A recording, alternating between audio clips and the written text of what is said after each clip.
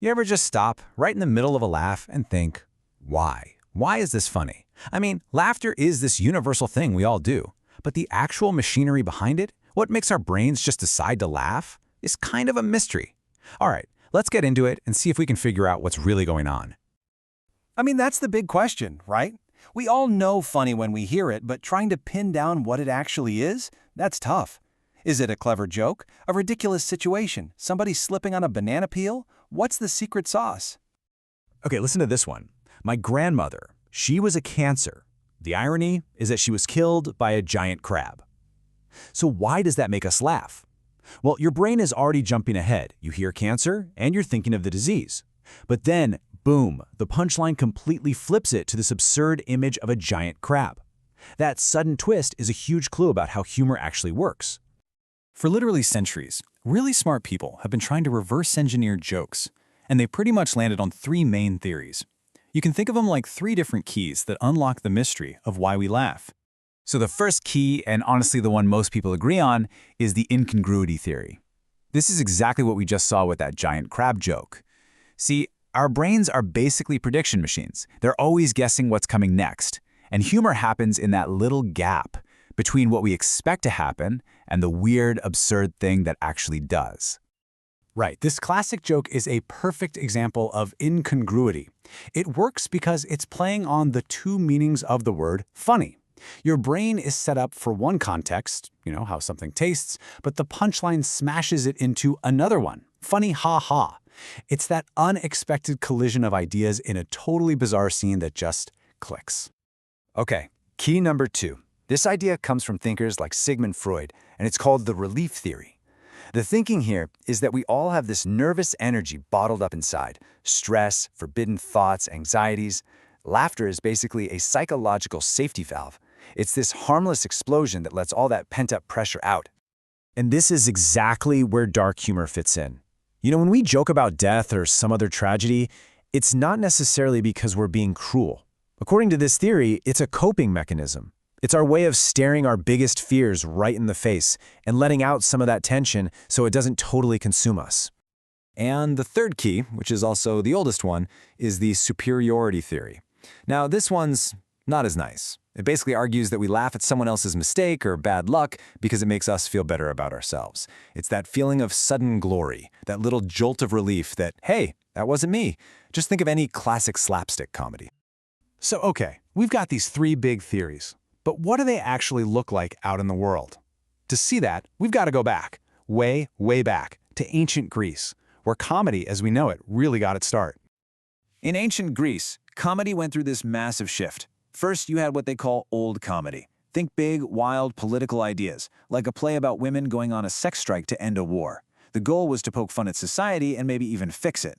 But then, as the political landscape changed, new comedy took over. And it totally shifted focus from big public ideas to the messy, private lives of regular people. The goal wasn't to save the world anymore, it was just to get through it. And this whole new style of comedy was powered by the idea of character types.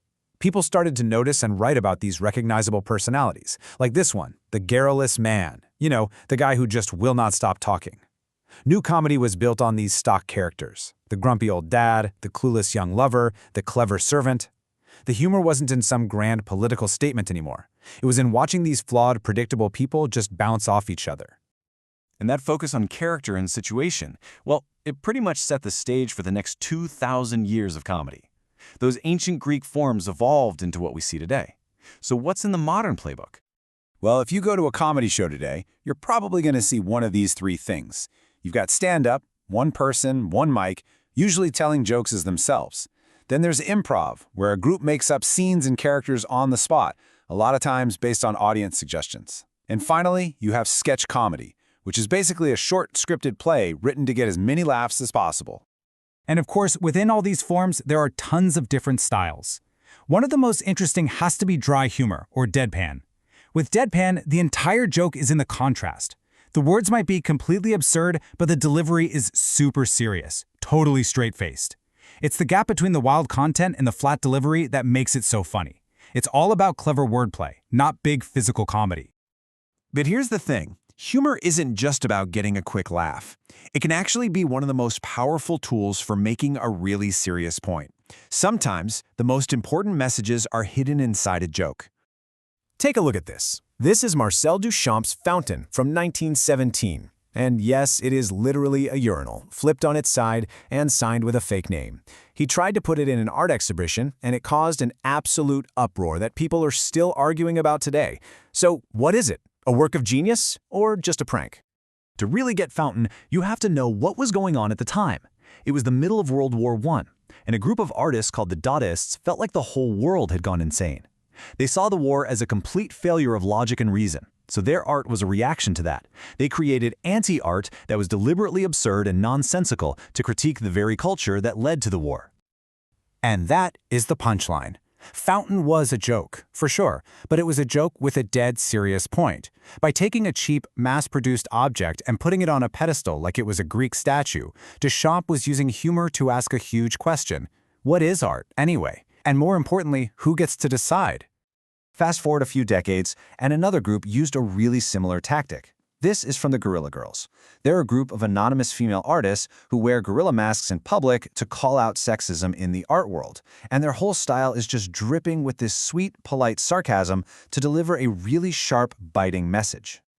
Their whole method is just brilliant. They hit you with cold, hard facts about inequality, but they wrap it all up in a joke. It kind of disarms you. It makes an uncomfortable truth a little easier to hear and a lot harder to forget. They make you laugh first, which opens you up to actually thinking about the issue.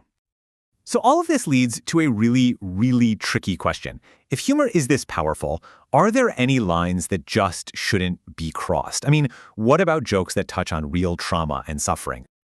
Look, it's a complicated issue, but here's one perspective on it. Joking about something serious doesn't automatically mean you're making light of it. Sometimes it's the exact opposite. Sometimes the laughter comes from a shared understanding of just how awful or heavy or scary a situation is. It's a way to confront the darkness together instead of letting it win. So in the end, what is comedy really for? Is it just a mirror that reflects the weird, messy, hypocritical parts of our society back at us? Or is it something more? Something like a hammer, with the power to actually break down old ideas and build something new? It's something to think about the next time you find yourself laughing.